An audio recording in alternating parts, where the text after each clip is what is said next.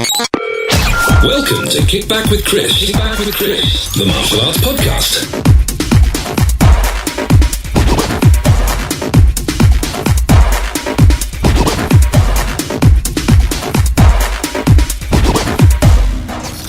Brought to you by www.mittmaster.com. Hi guys, and welcome to this week's episode of Kick Back with Chris, the martial arts podcast.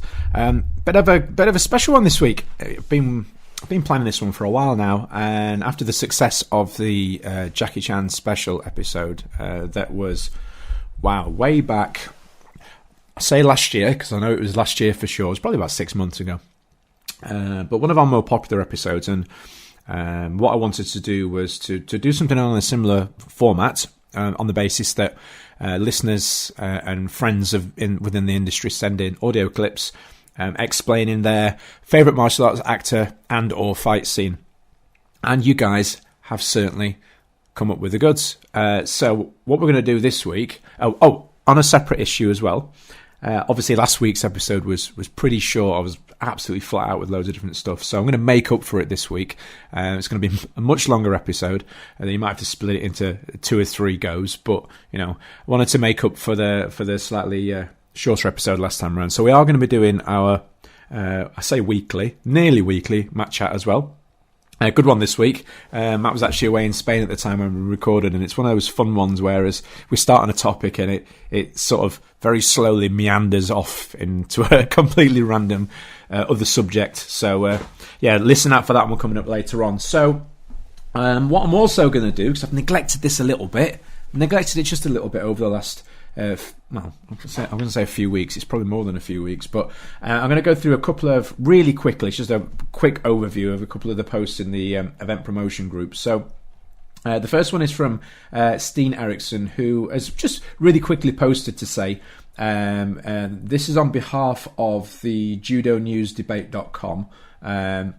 They're looking for applications, so people that are running sort of adaptive judo competitions and events. They've just posted really quickly on there to say, please assist the JN&D calendar in publishing more adaptive judo events by emailing events and info directly to calendar@judonewsdebate.com. So if you know of anything or you can help, get in touch with those guys there. I'm sure they'd be happy to hear from you. The next one is from longtime friend of the show and in real life, Mr. Gordon Bircham.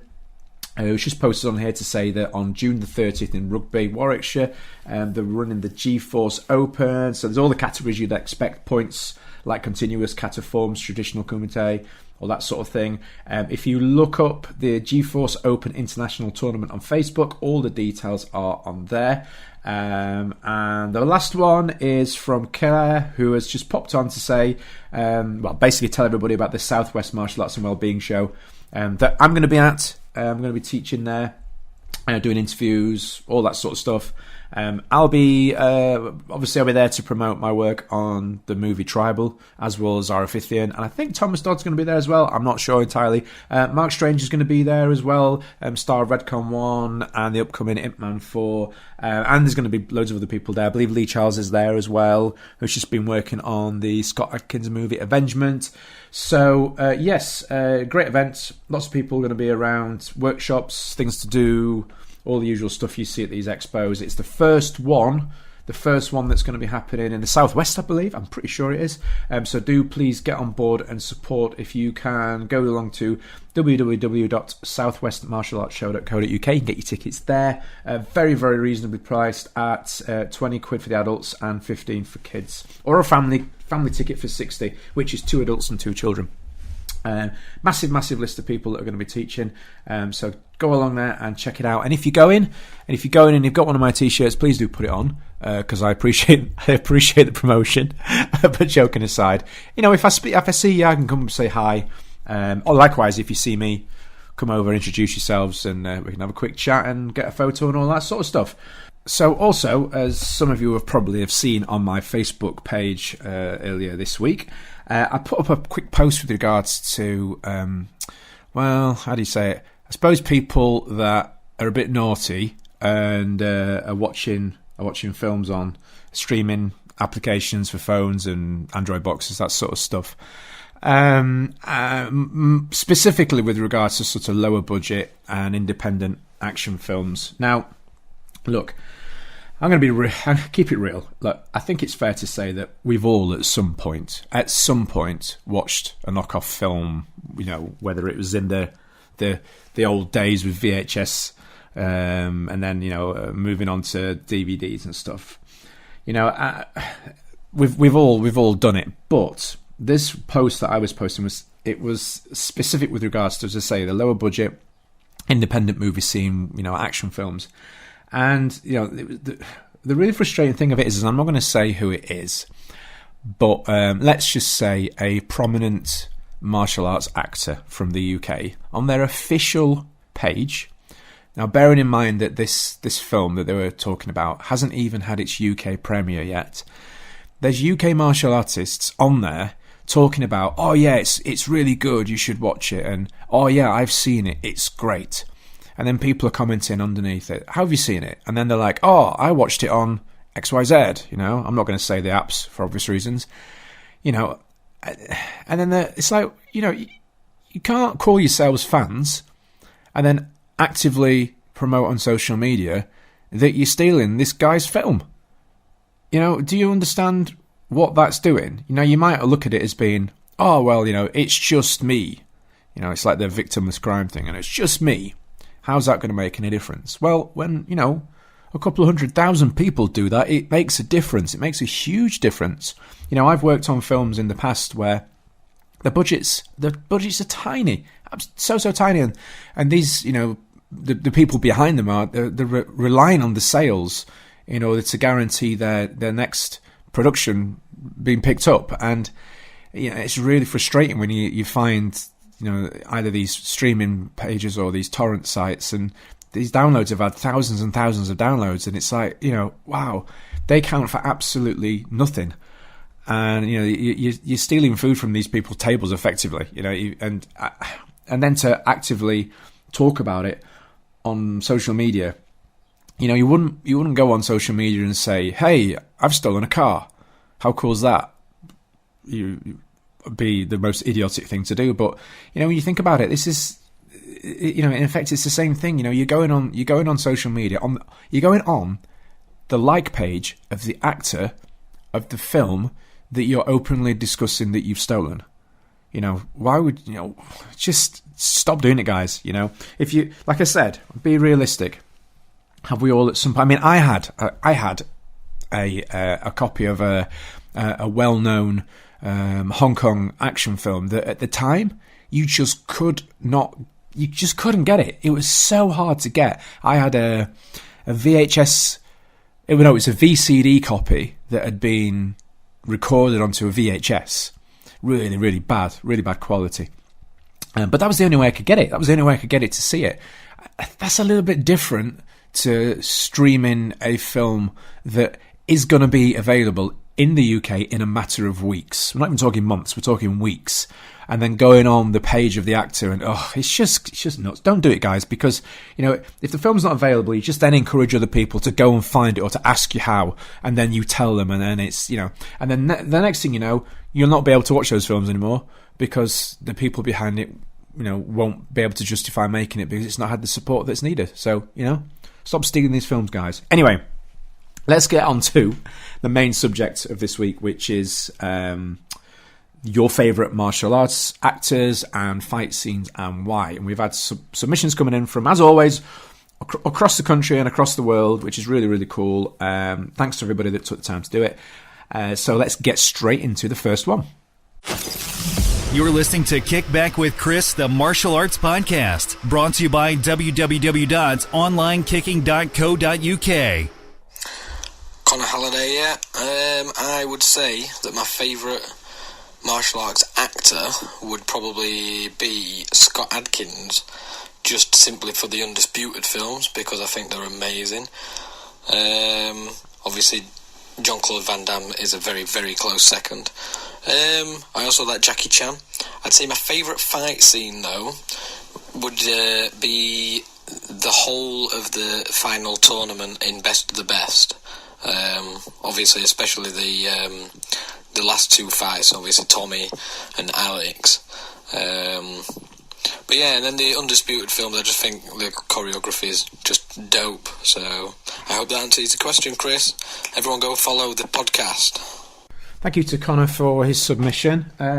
Just one thing I will quickly say before we go on to this one is the audio recordings have come in multiple formats from, as I say, from all around the world. Some people have sent them on phones, on computers, on everything. So the sound quality is going to go up and down a little bit, but you just have to obviously take that into account when you're listening. It's the content that's important. But yeah, getting back to what Connor was saying. So yeah, the Undisputed series. Obviously with the choreography, because it's split into a number of different films, obviously. But I think for most people, they kind of go from Undisputed 2 onwards. That's not saying anything bad against the first one, but I think in most people's minds, they go from sort of 2 onwards. So like Undisputed 2, I think it was J.J. Perry that was the fight choreographer on that one. And then with 3, it was Lev Arnold Stovall? I think it was. And then with Undisputed... it wasn't 4. It was Boycott Undisputed, wasn't it? And then that was Tin Man. And obviously, all 3 are great movies, and real cool use of that sort of ramping of the footage, where the sort of fast action, slow motion, fast action on the hits, and it looks super, super cool. And then obviously with Scott's trademark aerial acrobatic techniques that are just absolutely brilliant. The Guyver kick, if you know the one I mean, where he goes through the jump 360, then pops a twist kick on the end, lands on his back, and then does a kip up. Aaron Gasser does a really good, Ginger Ninja Tricks 3 does a really good version of that one as well. So I'm getting off topic, but Tin Man, I think, out of all 3 of those, Tim's really starting to bring the best out of Scott's action. Not that he wasn't doing great before, but he really seems to have found that sort of sweet spot in the choreography, and obviously he's gone on to work with him. So he's worked on, obviously there's Boycott Undisputed, there was Accident Man, Triple Threats, Eliminators, and Abduction, which it's really impressive for me, that, because my memory's horrific. But if you go check out those as well, because obviously with Tim being fight choreographer on those productions as well, you see in a very sort of similar style from Scott, obviously with tweaks to suit the characters in question. But yeah, go check those out as well. But we have Jean-Claude Van Damme, obviously a legend. If you've not seen him most recently, and it's got 2 names, it goes by Lucas and the Bouncer. Go check that out, because that I feel, for performance-wise, that's right up there with the named JCVD, the film.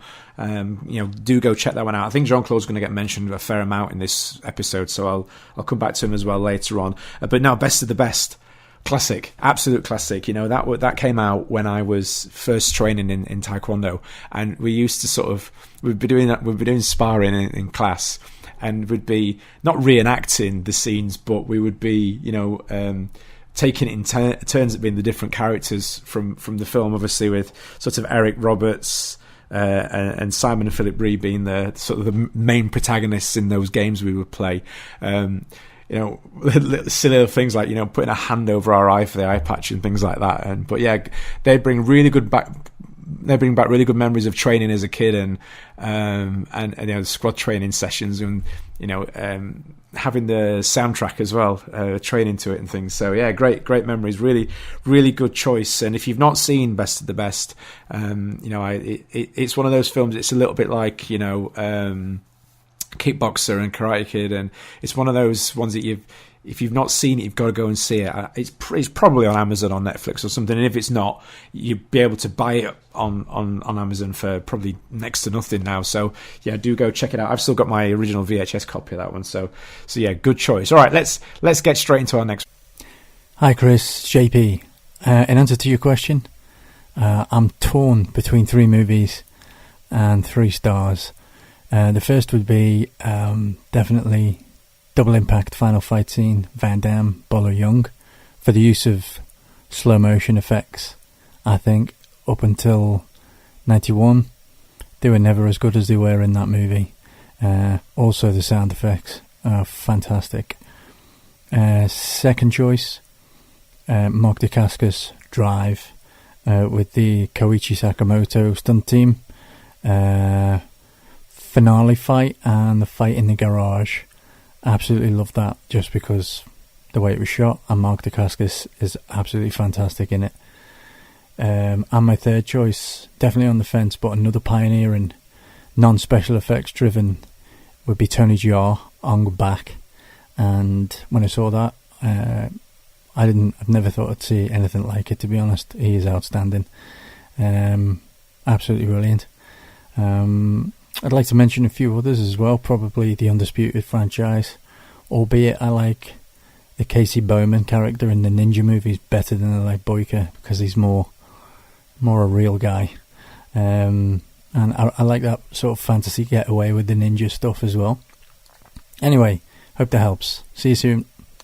Thank you, JP. Thanks for that. Lots to go through there. So yeah, JP's a well-respected and accomplished stunt guy, and somebody whose videos I've seen quite a bit over the years on social media, on YouTube and things. And this guy can kick, he can move. So it's interesting that based on his abilities, the people he's chosen as well, I can see the influences there. So starting with the double impact fight. Now this is really testing my memory, because this one's going back a long, long time.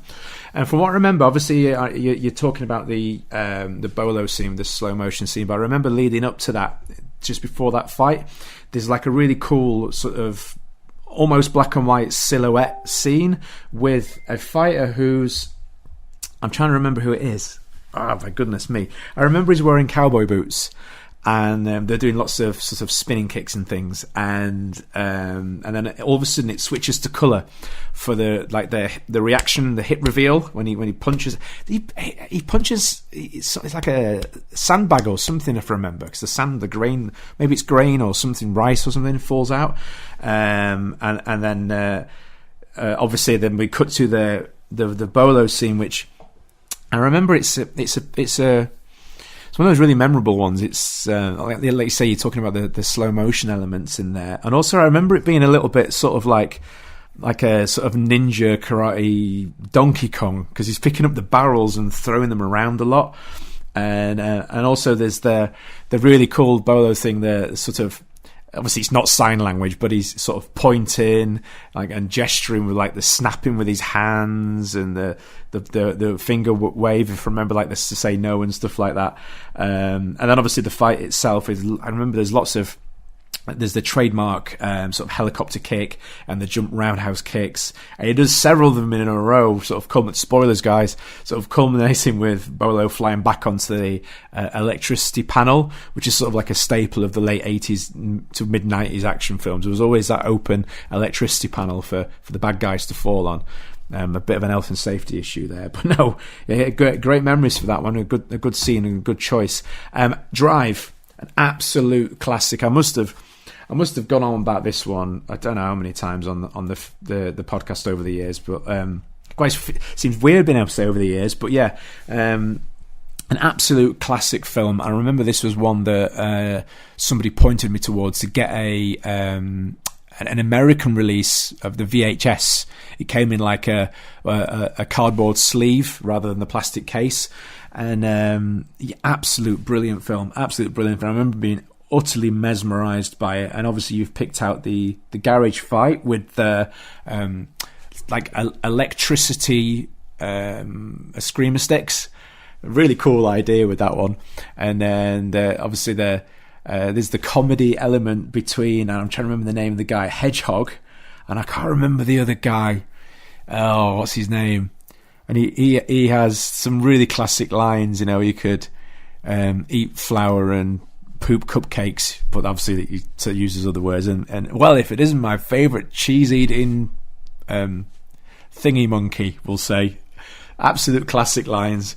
That scene in particular, the garage scene with the electric, I don't know what you're going to say, like tasers, are they? But they're like electricity sticks, and it sort of culminates in that really awesome sort of Wing Chun-esque sort of trapping. I'm sat at my desk now, sort of reenacting it as I'm talking, sort of trapping and striking, Bruce Lee-esque almost. Right at the very end of that scene, which is absolutely awesome. I remember the sort of rhythm to the exchanges is really cool, added to the sort of the really nice sound effects that they use, and then also the final scene in the sort of strange rocket ship themed nightclub, and some standout moments in there, obviously using the motorbikes and the really nice bit with the snapped broom handle where he does the sort of the wushu-esque movement, and then it ends up with the guy, that the shockwave from the stick stopping in front of his face, snaps his sunglasses. You can see where they've got it on wires, and they pull it and it breaks. Such a cool thing. And then obviously the trademark punch that he does with the sort of this. Everybody that's seen the film knows the one I mean, and you've all had a go at doing it, where he sort of swings his arms around and then punches. It's like his power up move. So yeah, really, really, really cool fights and a cool filming drive. And then Tony Jaa and Ong Bak. I mean, proper game changer this was. I remember when this came out. We're talking, I think it was like, well, I saw it. I think it must be 2002, maybe 2003, maybe 3. And I got a copy of a Thai VCD. And I had absolutely no idea what was going on with the story or the dialogue, because it was all in Thai, but it just didn't matter. I remember saying this to people: just get it. It doesn't matter if you don't know what's happening in the story. Just watch it for the fight scenes. And there's nothing against the story at all, but you can just watch it for the fight scenes. I knew it was about someone that was cross about something that had been stolen for his village, but I didn't know the relevance of it, and it really didn't matter in my mind at the time. Just the brutality of the fight scenes and the way it was something that was completely new that we hadn't really seen. Obviously it's not that Muay Thai or Muay Boran, it wasn't the first time I'd ever seen it, but it was the way in which it was shot, edited, delivered. The brutality of it with the elbows to the heads, and then obviously with Tony Jaa fusing the trick into it, because at the time, sort of the early 2000s, martial arts tricking was really picking up in popularity with like Bilang.com and things like that, and to see the tricking fused with the Thai style, and he was doing like 720s and 540 hook kicks and gainers and hitting people with them, and we're not just like talking little taps, we're talking like proper full-on smashes to the face and the head. So if you haven't seen it, Ong Bak, go find it, go hunt it down and give it a watch, and you'll really enjoy the brutality of it. Okay, so let's move on to our next. Hi sir, Ishmael here, aka Ishi the Warrior on YouTube and Insta. Loving the podcast, sir. I listen to it in the car with my dad all the time. My favourite episodes are the Jackie Chan special and the episode with your son Casey, because he's 10 years old and a red belt in Taekwondo like me. My dad is a martial arts movie monster, so I've been watching martial arts movies all my life. While my friends are watching Thomas the Tank Engine, I was watching Iron Monkey and No Retreat, No Surrender. At the moment, my favourite martial arts actor is Wu Jing, also known as Jackie Wu or Jackie Wu Jing. He's done a lot of movies, but he's not that well known. You might know him from a film called Wolf Warrior, because he fights Scott Adkins. I haven't seen the film, but I've seen a few clips.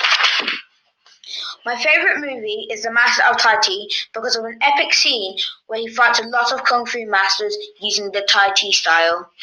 So that's my favourite film and actor. Just wanted to say as well, I really enjoyed the screen fighting session at the UK Martial Arts Show, and looking forward to the one at the Kaizen event. See you then, sir. How cool is this guy? Look at that, like a pro. Got it all ready there with his notes and everything. He's better than me. Dude, you should have your own podcast. Just don't have your own podcast, because it'll probably be better than mine. You can be you can be on mine at some time instead. We'll do it that way around. But no, getting back to what you were saying, well in as well. I tell you what, props to getting the mention in there for your social media stuff. Well done, dude. Well done. Opportunity taken there. Top marks for you. So yeah, Jackie Wu. Yeah, good choice. Good choice. It's one of those people that, as you say, most people aren't necessarily familiar with. Is one of those faces that people will see and they go, "Oh yeah, it's that guy." I've seen him before, but then I can't remember why or what from. But no, I know the films that you're talking about. Absolutely, I do. And with the Wolf Warrior films, he actually directed them as well. Wolf Warrior and Wolf Warrior 2, as well as starring in them. Really fun. I'm sure your dad will let you watch them at some point as well. Props to him for getting you into the martial arts movies at a young age as well, rather than Thomas the Tank Engine. As a dad myself, I have had to long suffer through Thomas the Tank Engine many times. So I can understand why he swapped them out there as well. But just going through some of his other films that people might recognise him from, probably SPL, or as it was known over here as Killzone. He has a good role in that, demonstrating some of his awesome acrobatic moves and a sort of a climatic scene alongside Donnie Yen, the alleyway fight. I think most people know him from that as well. Fatal Contact's another one that I think people know him from. There's lots of others as well. I think the best thing to do really is if people get onto IMDb and have a good look through his list of films. He's got some coming up as well, so there's some other ones for you to look out for as well there, dude. But yeah, thanks for your submission, and thanks for the kind words about the workshop at the martial arts show and the things that we've got going on as well. You keep it up, dude. You're a great guy, and maybe we'll have you on the podcast soon. Okay, so to our next one. Hi sir, Mags here from Birmingham. I'm a martial arts movie fan since I was a little kid. I'm into it in a pretty big way, almost to the geek level, where I get into the backstory of the movies and their relevance in historical fact or folklore. It'd probably be my chosen subject on Mastermind, and that's how deep it goes. So having to choose one actor and one film as a favourite, that's been nearly impossible for me. But I've added up all the factors, and overall, I'd have to say it's Sammo Hung. Guy's a legend, actor, stuntman, fight choreographer, and of course, martial artist. He's choreographed some of arguably the greatest fight sequences ever made. His films, Prodigal Son and Warriors 2, up until the recent wave of Ip Man films, they were widely considered to be the best displays of Wing Chun screen fighting ever made. As a martial arts actor himself, he was awesome. Even though he was overweight, he could still leap and kick and backflip with the best of them. And the fluidity of his fight scenes made some of the more unrealistic moves seem somehow believable. In terms of a favourite film, there's too many to choose from, but I think for personal reasons, my favourite is The Evil Cult, also known as Kung Fu Cult Hero, or various other titles depending on where in the world it was released. I like that film because it's loosely based on one of my favourite set of Wu Zia novels. They're sort of kung fu fantasy stories. They're loosely based in historical fact. The set I'm talking about is called the Condor Trilogy, and in the film, The Evil Cult, Sammo Hung plays the part of a 108-year-old Wudang Grandmaster Chang Sang Fung. So, yeah, if you haven't seen that one, it's definitely worth a watch. So, as always, thanks for the opportunity, and looking forward to hearing the podcast. All the best. Thank you, Mags. As always, a very in-depth reply. Didn't have to take much out this time. You were quite behaved with your amount of recording. But no, quality stuff, sir. Thank you for taking time to explain it all. So Sammo Hung, yeah, I think it's one of those people that has managed to sort of redevelop himself, multiple times. So he's well known for his film work, for his sort of his kung fu films, and then his action films, and then obviously his TV shows. So he's across the board. I think a lot of people first discovered him. And myself as well, actually. I mean, obviously I'd seen him in things and not really realised the connection to, Jackie and Yun Biao and others as well. But I first saw him in Martial Law on the TV series, and I think that's where a lot of people first found him as well over here. And I've got a massive soft spot for the Martial Law series, and I really want it on DVD or Blu-ray. And I think it's out there somewhere, but it's ridiculously difficult to get. And I'd love it. Just somebody in the UK, pick it up, on DVD, and just for me. But I'm sure other people will get it as well. If anybody out there has got a copy on DVD and you wanted to sell it, or you know where I can get it, let me know, because I want that on my shelf. There's a really cool fight. I remember because Mark Dacascos is in that as well, as an episode is in. There's lots of other people that starred in it as well. But there's a really cool fight in martial law where it's in I want to say it's a building site, construction site, and he's fighting with broomsticks, and he's doing backflips off boards and stuff, and it's so cool. And I had that on a collection of fight scenes, and I watched that over and over and over again, that one particular scene. But yeah, you mentioned classics like Warriors 2 and Odd Couple. Others to think of, you've got Prodigal Son is in that as well, and then going forward you've got Project A, Wheels and Meals, the things he did with Jackie and Yun Biao and stuff. So yeah, really good choice, and obviously the Ip Man films as well. So Samo is an absolute legend, and obviously his performing skills, but also as a fight coordinator and choreographer and action director as well, and a director. This guy could do it all and still can. So yeah, an absolute legend. Right, so moving on. Hey Chris, this is Ant McGinley, producer of Mixed Martial Arts and many other podcasts as well. For me, the name that comes to mind first of all, above all others, although it's a very competitive genre, is Tony Jaa, or Tony Jaa. Never quite sure how to say that, but I think you know who I'm talking about. Star of Ong Bak, which is still a film which blows me away every time I see it. And especially as well if you've not had the chance to see the full uncut version of Ong Bak 2, the scene where he runs up that circular restaurant, and just as a fight scene where I think he takes out something in the region of 57 stuntmen, which is quite impressive. There's just something beautiful about everything. I think he's quite unassuming to look at, especially in the early parts of Ong Bak. He kind of looks like a simple guy that doesn't really know much, and then when he's first thrown into the underground boxing, he certainly surprises everybody by taking the guy out with one hit. And then just the chase scene as well, there's a little bit of parkour in there, and just some incredible, I think there's the dive through the ring of barbed wire, which always made me think, why are they carrying a ring of barbed wire? Where's that going to? And also for me, the standout moment in that film is the cartwheel between the windows. Thanks for your message, Ant. Yeah, great selection. Obviously, Ong Bak we've already discussed. I think it's one of those ones that's going to come up a lot. But the scene in Ong Bak 2, I think the one you're referring to is the single shot where it comes in at the bottom and goes all the way up the circular floors all the way up to the top. One shot deal, and that, I mean, I think any filmmakers or stunt guys, actors out there that have seen that will appreciate the difficulty in that, the setup, the time that must have gone into there to get that right. Can you imagine being the guys right at the end? If you mess that up and have to reset that whole thing and go again, man, that must be epic. I mean, I don't actually know the story of it. I don't know if there was multiple takes, how many times they did it. The rehearsal times must have been epic to get that right. But no, the cartwheel, the aerial between the planes, the sheets of glass in Ong Bak. I know the chase scene you talk about, almost sort of like a slightly parkour-esque sequence where he's sort of flipping over tires and, as you say, jumping through the ring of barbed wire.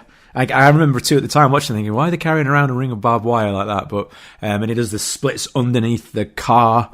And yeah, it's an absolutely brilliant scene. Like the rest of the film, it's really, really good. And Tony Jaa, as you say, is really sort of a gentle, unassuming, yet explosively violent at the same time. So yeah, great choices there, sir. And keep up the great work. If you've not checked it out, guys, you need to go and check out Mixed Martial Arts, which is one of the shows that Ant produces along with others. And one of the reasons I actually got into martial arts podcasting was due to that podcast. So yeah, do go check it out. Right, let's get on to the next one.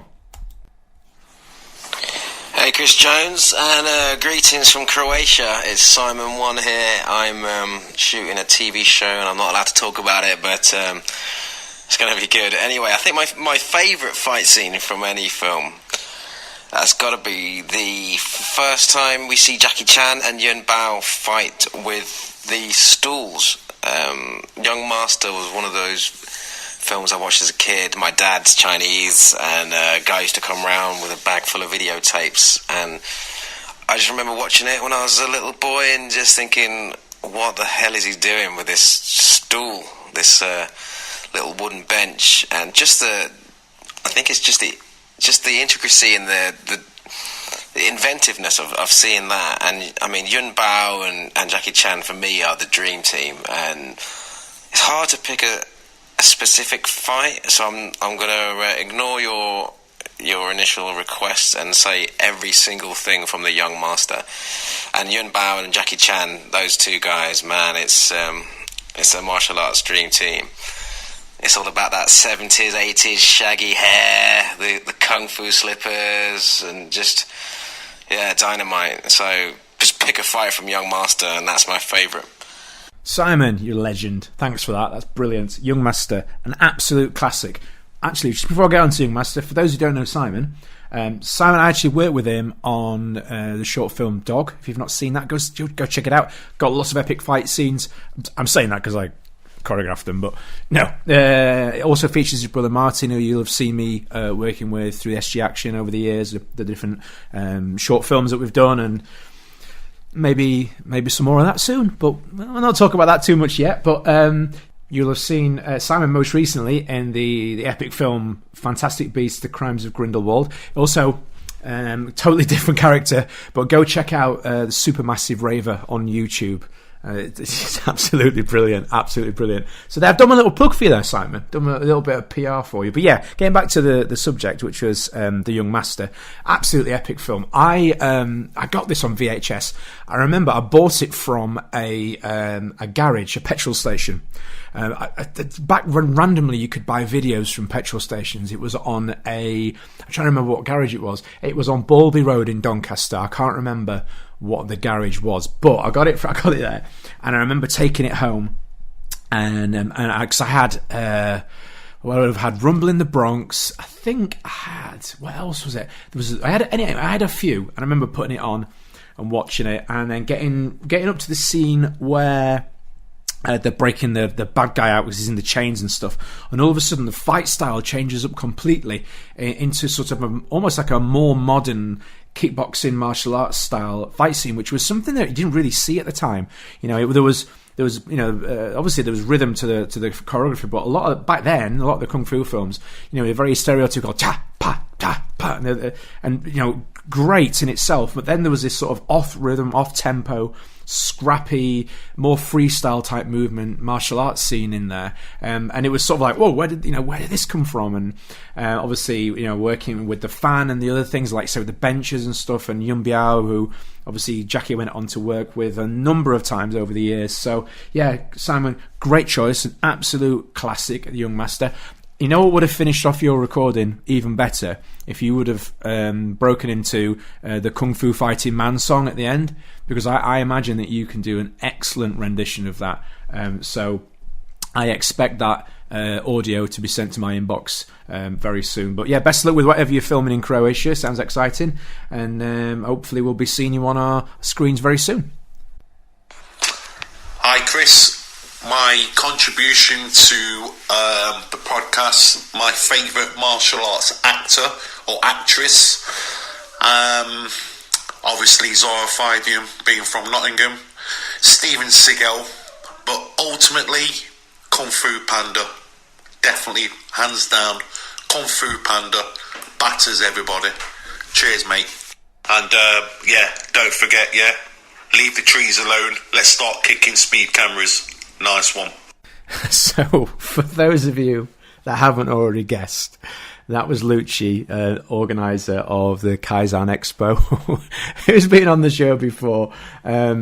Let's just go with the first ones. Okay, so we mentioned Zara Fithian, who I've known for a number of years, and fantastic martial artist and actress.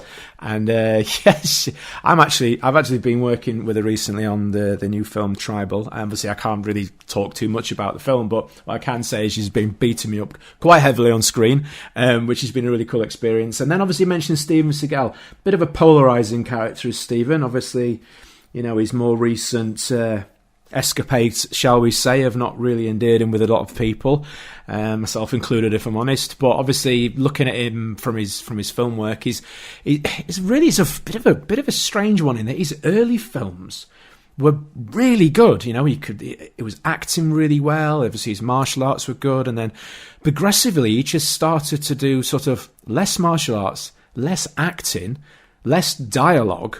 And it was just, it was very, very bizarre. And obviously he's got a real loyal fan base, but as you can probably tell, not one of my favourites. Although oddly enough, for some bizarre reason, I did really enjoy that really random police series he did where he was a sheriff and, well, so they claimed anyway. I don't know why, there was something about that I really did quite enjoy, but anyway.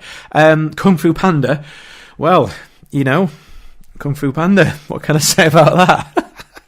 But no, Lucci, thanks for that. And again, just a little plug in here. If you remember, guys, I'm going to be teaching a super seminar at the Kaizen show. If you're interested in joining in with my kicking training, we're going to be going for about 2 hours.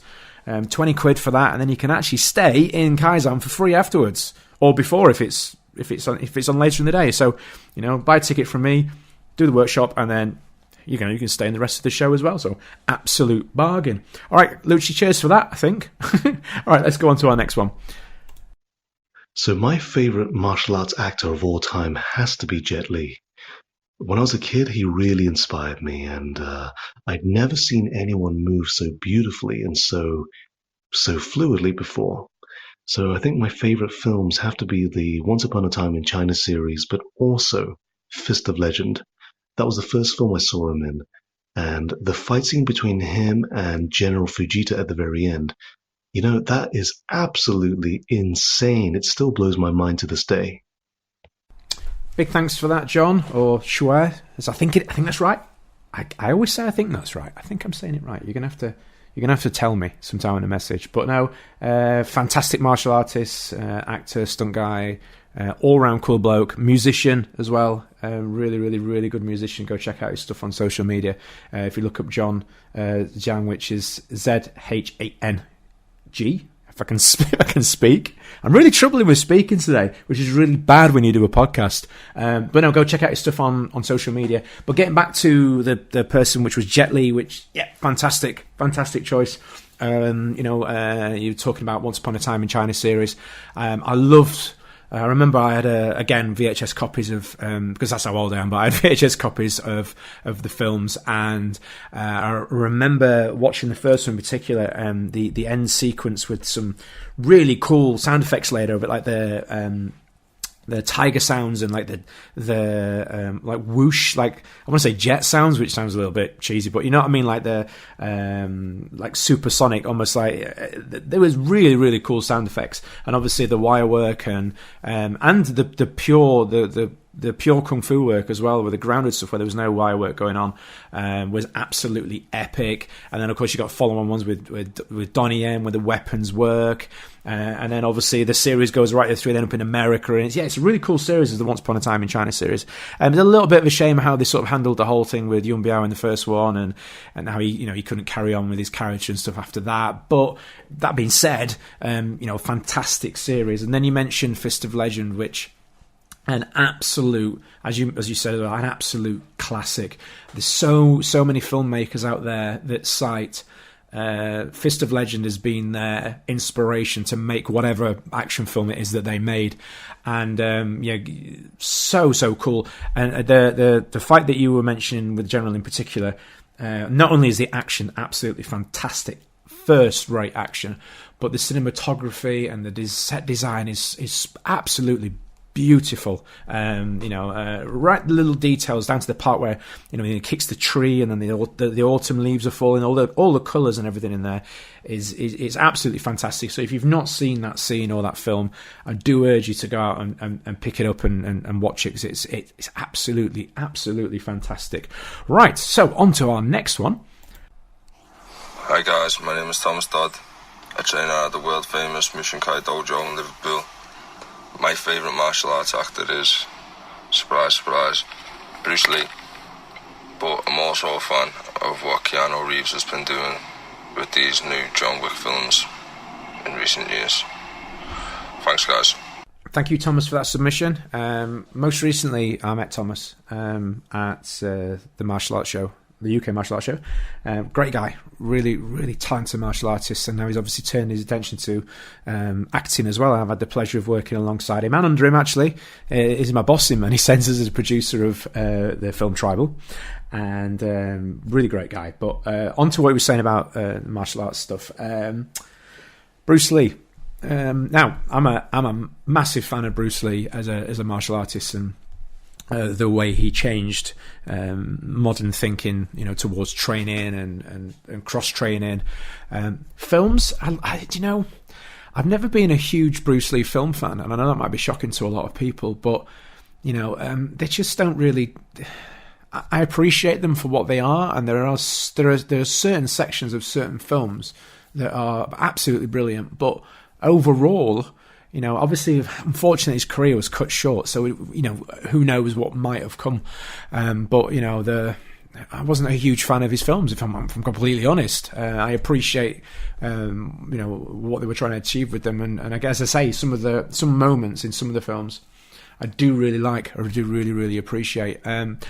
Keanu Reeves, though, on a completely opposite side of things there to Bruce Lee. Absolutely, the guy's an absolute legend in my eyes. The work ethic of this guy is just insane, absolutely insane with the John Wick films, especially.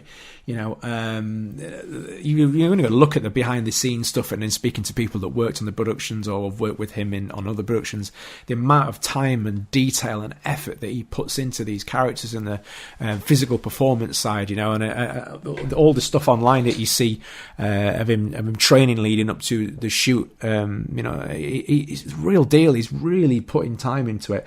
I think one of the key elements to the success with the John Wick films, aside from obviously Keanu's hard work, is the fact that it's directed by Chad Stahelski, who's stunt double in the Matrix series. So he knows how Keanu moves and what he can do, and what his strengths are. And then obviously they've been able to mold that along with 8711, the action team, to create this really cool sort of sambo, jiu-jitsu, judo, gunplay, action style for John Wick, which is it's a joy to watch. And there's always those really cool surprising moments. But then going back from there, you've got Man of Tai Chi as well, when possibly one that a lot of people haven't seen, that stars they said stars John Wick then that stars Keanu Reeves, demonstrating his martial arts again for the first time since the Matrix Part 3, which was that 2003 or 2002? I know it was a long time ago. Part 3 was 2003. Guys, it's hard to believe how quick that's gone, isn't it? It's like 20 years just zipping by like that from the first Matrix films. But yes, great choices there, sir. And I'll be seeing you again on set very, very soon. Hi Chris, Daniel here. I just wanted to let you know that my favourite martial arts star is Jean-Claude Van Damme. My nan had a lot of his early films on video, like Bloodsport, Kickboxer and Double Impact, and whenever I was at her house I would always watch them. I have a massive passion for martial art films, but Van Damme's always been my fave. I can't pinpoint exactly why he's my favourite, but I just think he's the whole package. If I had to pick a favourite fight scene, I'd probably go for the final fight scene in AWOL, the one where he's losing, getting beaten, but he comes back and wins, of course. Brilliant podcast. Keep up the good work. Cheers. Oh, thank you for saying so. I appreciate that. But just before we go into this, I want to say, how cool is your nan? She had Jean-Claude Van Damme videos. My nan, bless her, she had like old biscuits and stuff. But Jean-Claude Van Damme videos. How cool's that? But yeah, again, classic choice. There's such a depth of variety with Van Damme films. You've got classics like we say Bloodsport and Kickboxer. You've got the slightly sort of, that's the great ones be like Street Fighter and things like that. But AWOL, another classic, an absolute classic. I know what you mean about that end fight scene. You really end up rooting for the character. He's getting an absolute kick in and then we really start rooting for him and believing in him, and then obviously spoilers, and then he comes back and wins. But yeah, there's I remember reading somewhere that there was talk of there being a follow-up to that as well, to AWOL. Shot now, but I don't know if that's getting off the ground or if that was just internet talk. I don't know, but yeah, Jean-Claude Van Damme, he's going through a little bit of like a, not a stop-start, but like a resurgence, and then he goes quiet again for a little bit, and then he's back again. Another, as I said earlier on, Lucas, or the bouncer, whatever you want to call it. It's great showing from him in that, and obviously in terms of action, but most definitely as an actor as well. The performance in that, it's absolutely brilliant. So great submission there, sir. And again, thanks for the support. Really do appreciate it.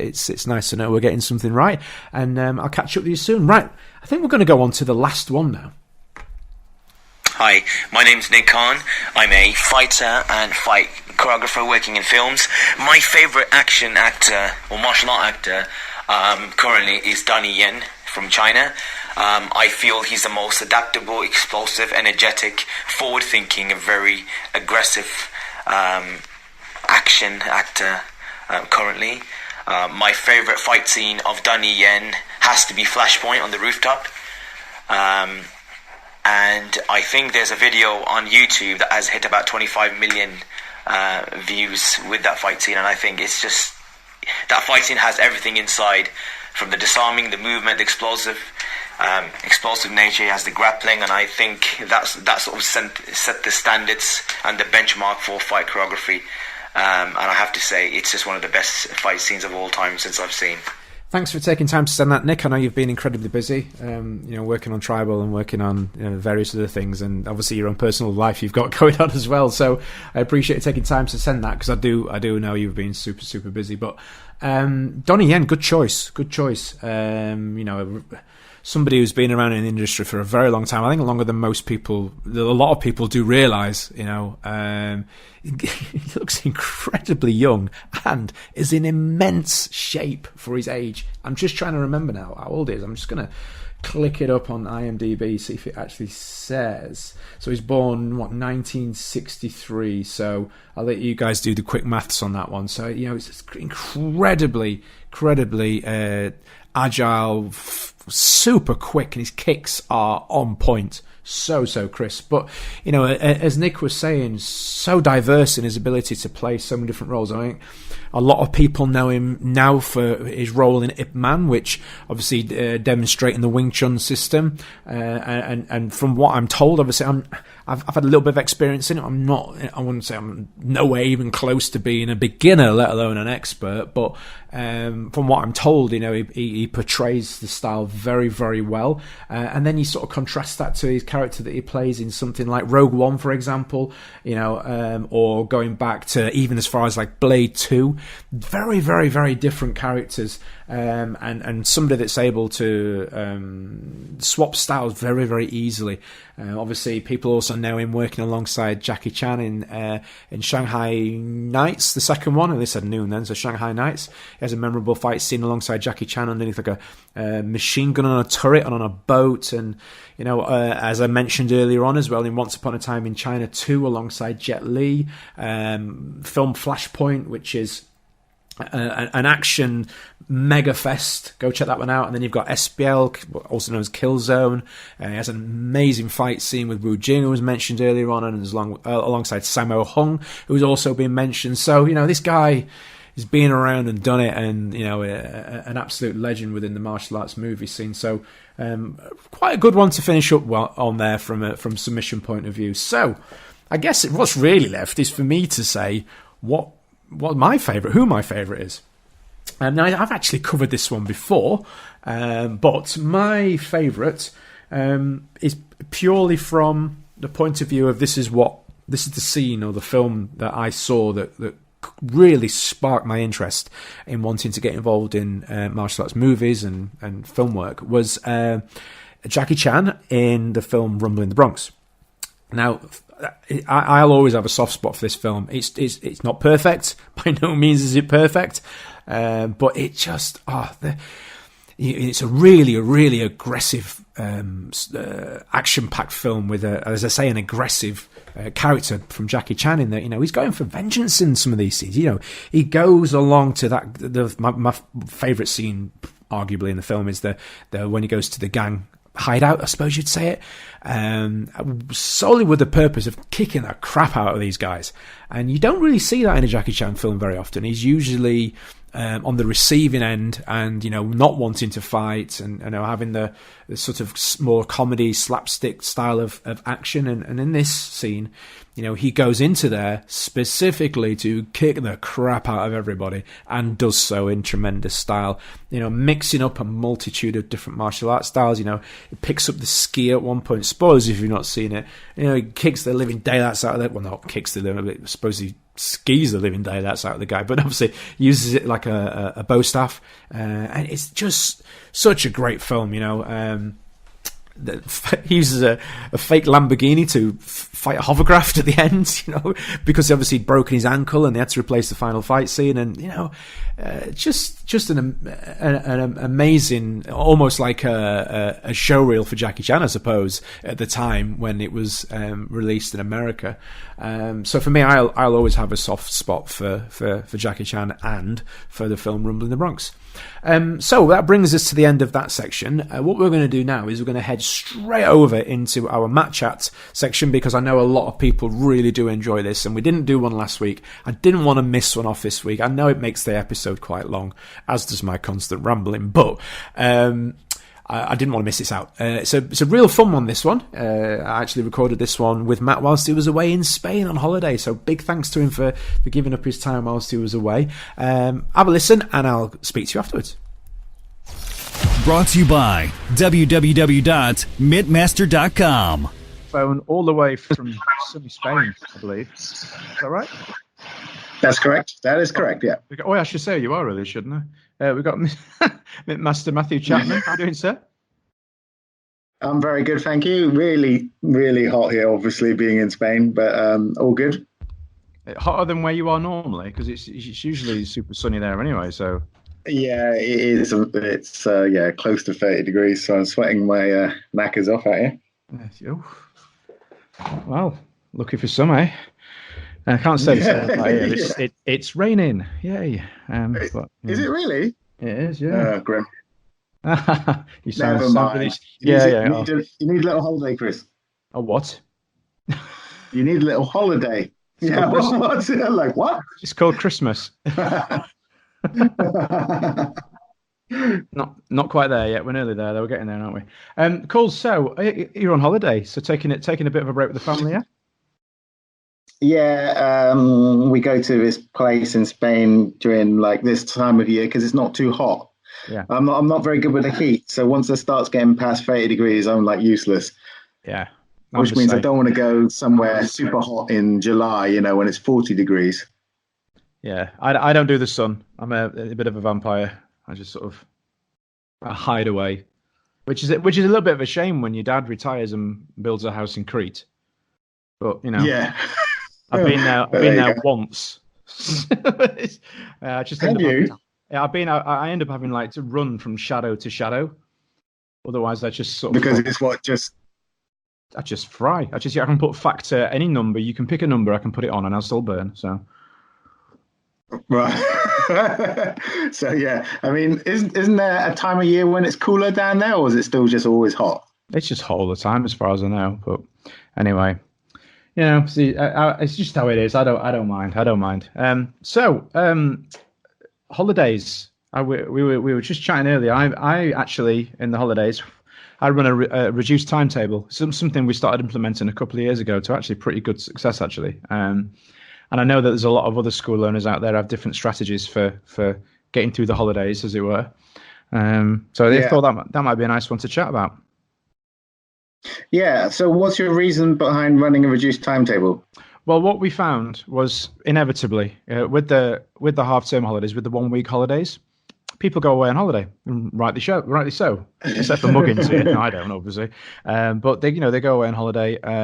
So we have less people in the classes. So rather than having, say, 4 or 5 classes of an evening, usually more like 5, because obviously we split all the grades. We'll run one mixed grade kids class. So rather than have 5 in each session of 3 sessions, we'll have 15 in one session. And it's quite nice because, normally the beginner kids, the new starters, won't get to work with the senior grades, and the other way around as well. So it's a nice opportunity for the kids that are keen to be in there and to work with the opposite end of the scale of the grades. And what we do is, with the higher grades especially, is we just give them little challenges. We split the grades up between into little groups, and we say, okay, this is your challenge. You've got 5 minutes. Off you go. And we give the senior grade some responsibility for that short time in class, and they absolutely love it. And it makes for a really easy. It makes for a really easy session because the class teaches itself in effect. So it's good fun. So it gives you a kind of bit of a break as well. Yeah. And not just for me, but obviously for the staff as well, because the simple fact of it is they're in holiday mode as well. So rather than trying to fight that too much, we just sort of go with it. The numbers are heavily reduced in the school, so the ones that are coming in are either they've not gone on holiday or they are super keen. So we play to that and have lots of fun. Still work hard, but what's do you find like kids have been dragged there by their parents because parents are stressed out with having the kids at home, or is it the super keen ones turn up? You have a mix. You have a mix, really, don't you? I mean, you have the ones that the kids that are keen and they'll be there regardless. And then at the other end of the scale, like you say, there's the ones that are dragged there because they've been sat in the house on the Switch all day.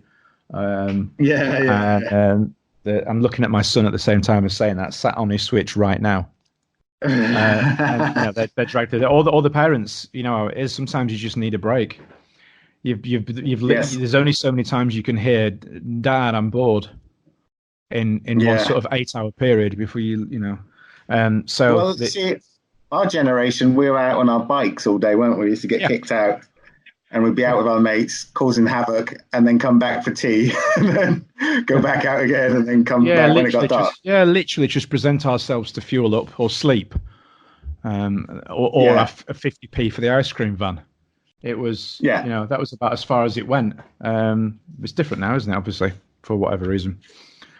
Yeah, well, it's the fear, isn't it? People worried about their kids getting hurt or snatched or stabbed, which is all ridiculously unlikely to happen.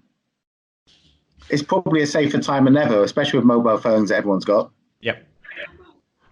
But the fear is what keeps people with their kids inside, and so they don't get to go out and roam. I remember just going out first thing and coming back for sort of lunch, dinner, and then coming back, and that was it every day for summer holidays. Yes, I was the same.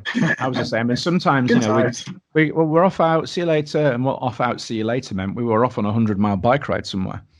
We quite often just take ourselves off and just get up to the most ridiculous things, wind up on some A road somewhere on our bike,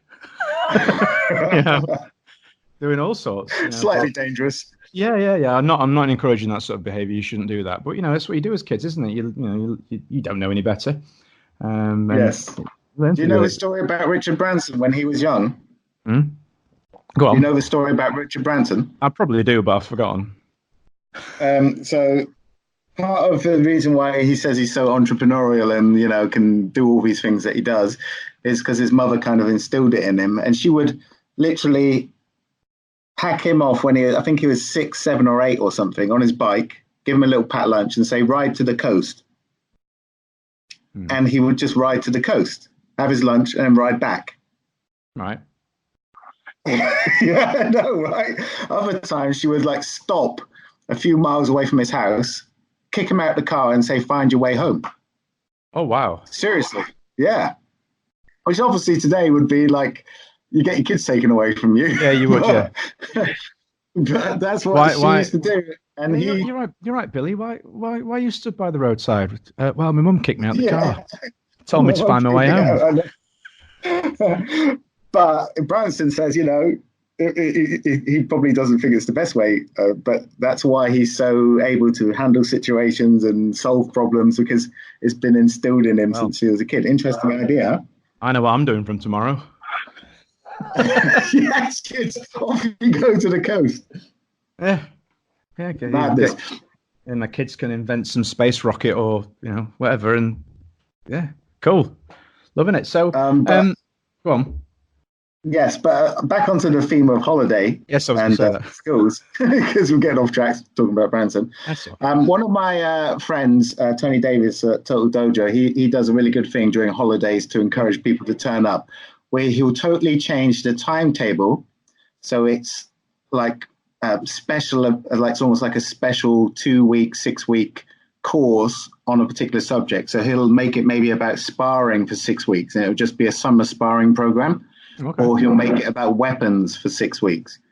And like kids love weapon training. So if you make it all about weapons for like a holiday period, maybe Easter holidays or summer holidays, you make it more of an event. So kids are more likely to turn up to classes because for that 6 weeks they're learning all sorts of cool weapon stuff, which they don't usually get to learn in their kickboxing classes. So I thought that was a really clever way of encouraging people to come during those quieter times. And he says it really works for him. That's cool. Yeah, I've seen things like that. Works in different ways. I've seen the similar sort of thing. Whereas with the longer holidays, so week 1 is, you say, weapons. Week 2 is competition training. Week 3 is grappling. Week 4 is and they have different themes. And if they complete each week, at the end of the holidays, they get a medal for it. That's really cool. Certificate, medal, photo, that sort of thing. Yeah, exactly. And I've seen it works as well as just purely as an attendance, not changing any syllabus. Just, if you get X amount of classes in over these 6 weeks, you get this as a reward, to try and keep them coming in. Which it's all cool ideas, isn't it? Switching things up a little bit. I think it's you've got to be a bit creative with it, haven't you? Rather than just like sit in your school twiddling your thumbs when no one turns up and going, "Where is everyone?" If you can start to think about how you can motivate, especially kids, to get there. Adults don't seem to change much unless they're on holiday, in my school anyway. What about your adult attendance? How's that? For the most part, it stays the same. It does dip off a little bit because, understandably, there are some that will go on holiday with the kids because it's the one time they can get without getting fined by the school. So they take it, which is fair enough. But on a whole, what we tend to have, interestingly, is a lot more kids in the building because obviously they're on holiday, and the earlier adult sessions, we end up having a reception full of kids. So isn't that a great opportunity to market to those kids if they're not already training, doing a sibling deal? Absolutely. Or something? Yeah, absolutely. Yeah, there's always that opportunity. And it's quite nice as well because the way it is in my school, it tends to be that the adults that have brought the kids in, the kids are already training. But they get to see the parents training when they normally wouldn't.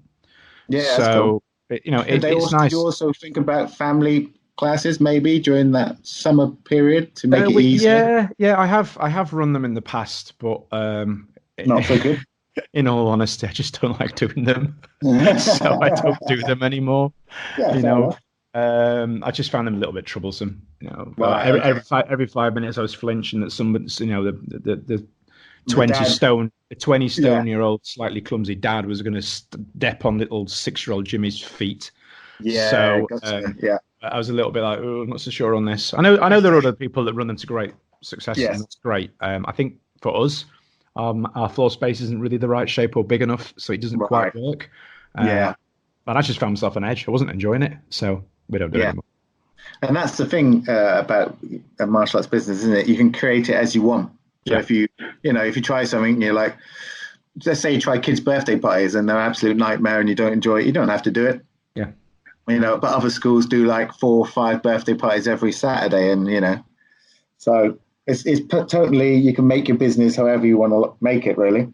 Yeah, and that's something that I've come to realize this last couple of years, especially as I was doing a lot of things that I felt I was expected to do, being in this business type, and I wasn't enjoying doing it. So what I've done is taken some of those areas out, brought staff in. And I'm in the process of training them up with a view to potentially bringing those back in again at a later date when we feel it's suitable to. Because I was, as a lot are, I opened my school 16 years ago, and here I am. I was still doing everything. And I'm not now. Good. So, yeah. Delegation, eh? Well, yeah. Well, as we've spoken about in previous episodes, it all ties into diversifying and doing more things. You know, the having the online system has given me, a semi-stable additional income stream that's allowed me to hire staff, which in Yeah. turn has allowed me to not do the things that I didn't like doing. Yes. So, it works both ways. So I'm not actually at the minute, you could argue, any, financially any better off, but my sanity is. Well, that's the thing, and that's the thing that keeps you in the game, isn't it? And allows you to focus on what you enjoy, and you don't have to do all the stuff that drags you down. I hated admin, for example. So the very first person I employed once the business could afford it was an admin person, because I just can't stand ticking things off and writing things down. It's not really what I'm about. So, yeah, that was my first employee. You went straight for staff to teach on the floor, did you? Yeah, I went straight for instructors first, and the admin's definitely the next one. Unfortunately, as I mentioned, my dad earlier, he's actually moved back over here in the process of, and he's come back into the business, so he's actually taken over a lot. He enjoys, well, it looks like he does anyway. If you're listening and you don't, tell me otherwise. But he seems to enjoy doing the accounting and the admin side. Great. And I just don't at all. No. Do it. My version of accounting is putting the receipts in a tin and shutting the lid. Just never looking at them again. Don't look at them, and then they don't open exist. the tin. Yeah, if you open the tin, they'll fly out. There's that many of them. But he's really good with all the accountancy software and making sure that everything's apps. Like he'll ring me up and go, "There's £2.34 I can't account for. What is it?" Yeah, wow, that's exactly who you want in your business. Yeah, exactly. So he has it all down. Yeah, perfect. So, which is great. It means I don't have to. But in the case of the other day when I wanted to work on a film, I was able to, because we had obviously this new young lad we've taken on, a staff member. He's been with us since he was little. He's 16 now and really responsible. So between him and my dad, they ran the 4 classes we had on that evening. Yeah, and nice. I went and worked a job in Liverpool. The film that I was working on was much harder work than teaching, but it was what I wanted to do. So I was able to, which is cool. Yes, I think that's the thing, isn't it? Like the evolution of a martial artist is you start martial arts, you really enjoy martial arts, you think, I wonder if I could do this as a full-time job, or someone mentions it. Then you start teaching, you start getting successful, and you can burn out at that stage if you start trying to run a school of like 150, 200 members just by yourself, doing every single thing. And it's a fork in the road at that point. If you keep just doing it yourself, you eventually burn out. You start to fall out of love with martial arts, with business, with all of that. And, at some point you shut down and you go and do something else. Or the other side of it is, once you get to that sort of level, you start getting help, you start delegating, you start looking at other ways you can make money and free up your time. And then you can just keep doing it forever. Yep. Yeah, that's it. That's the choice, isn't it? You get to that point. It's all right when you've got like 25 to 50 students. You can and you do a couple of nights a week. It's like a fun little hobby, isn't it? It is.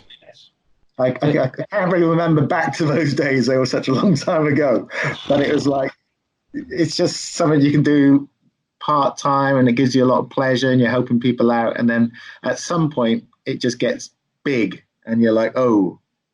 Like, I know we've gone slightly off topic here, but it's still relevant. I mean, I was in a really weird situation with this, in that I went from being a student on the mats 5 or 6 days a week, to being an instructor of a school with 350 plus students. Wow. And then when I left, I say left, I was, politely pushed. Well, these things happen. Really? Best thing that ever happened, really, to be fair. Although I don't know what to be doing now, to be honest. And I went from there to opening my school, and I rented a dance studio for maybe 8 weeks. Yeah. Got that up to 25 students, and then went straight to full time. Oh, brave move. So I just went because the thing is, it was, I don't know that it was necessarily brave. It was naivety mixed with youthful exuberance. Well, you see, because I'd come from a school with all these students, that was what I was used to. So I just assumed you thought you could do it yourself. Yeah, that's just what happens. That's just, you open a school, you have these many students. That's what happens. I was 23, I think. So I just was like, well, it will happen because that's what happens. Yeah, you've seen it modelled. That's why. Now, if you're in a school that had 7 students and was struggling, your model will be, oh, this is never going to work. You can only ever get 7 students. You wouldn't push your marketing. You wouldn't, you were lucky in a sense. We went from 25 to 50 to 80 to 90 to 100 really quick. Yeah.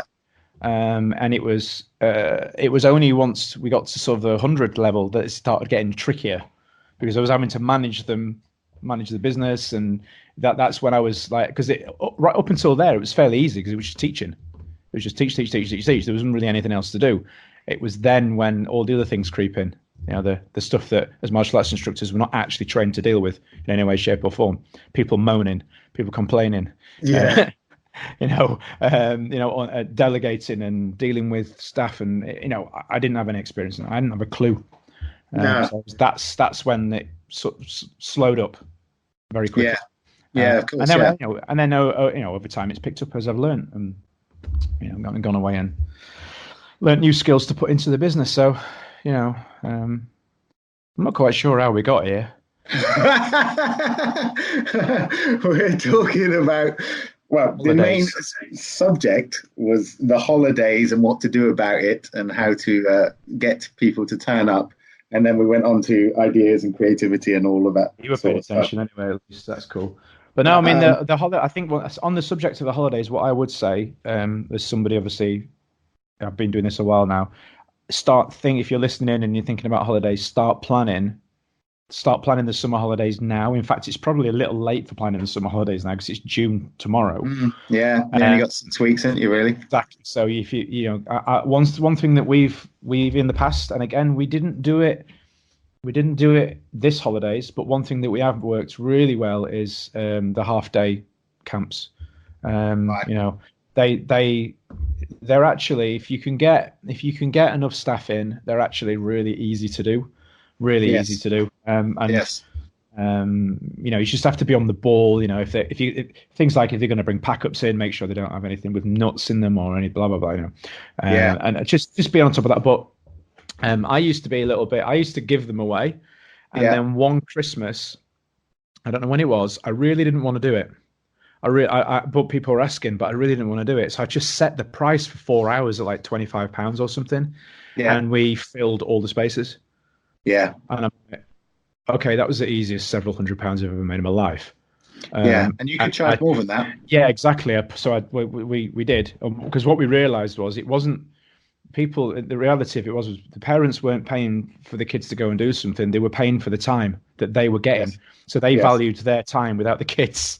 Yeah, of course. At a high rate. I will pay £30 to have my child for 4 hours. Yes. So that's what we've done, and we've made it a premium thing, and put. Well, hold on. Should we discuss this next week? Maybe the whole summer camp and what to do during summer camp. Absolutely, that sounds like a good plan. Yeah, because we've done little holiday camps. Now we can do full-on summer camps, entertaining kids for the summer. Let you get back to your sunbathing. Yeah, good idea. I'm going to go to the bar. I bet you've told them I'll need at least 2 hours for this podcast. Yes, yeah. I'll turn up really drunk. How'd you get so drunk? Cool. All right. Well, have a good time and rest of your holiday. I will have much of it's left, and we'll catch up again next time. Brilliant. Thanks, mate. Bye. Brought to you by www.mittmaster.com. So yeah, like I said, a little bit of a random one there. We started off on one topic and then ended up talking about 15 others. But oddly enough, they tend to be some of the more popular ones that we do. It's all cool. It's cool. It's why I really enjoy having that section in each episode, which you guys do as well, which is great to hear. So closing section, a couple of things I wanted to just go through. Obviously, as you all know, I have my own online tutorial courses, and I've just finished up a really cool package of kids drills. I've been asked by several people can you do something demonstrating sort of kicking drills for pads for kids? So I have, and I've done a bit of a mix. They're not all pad drills. There's a little bit of a mixture of things. With kids, the hardest part is disguising the repetition of it. Is, some kids are super keen and they'll train really hard no matter what. But with others, and it's becoming more and more now, the majority, we have to find different ways of disguising the repetition, with the repetition being the really most important part of them increasing their ability, both in strength and technical ability and that sort of thing.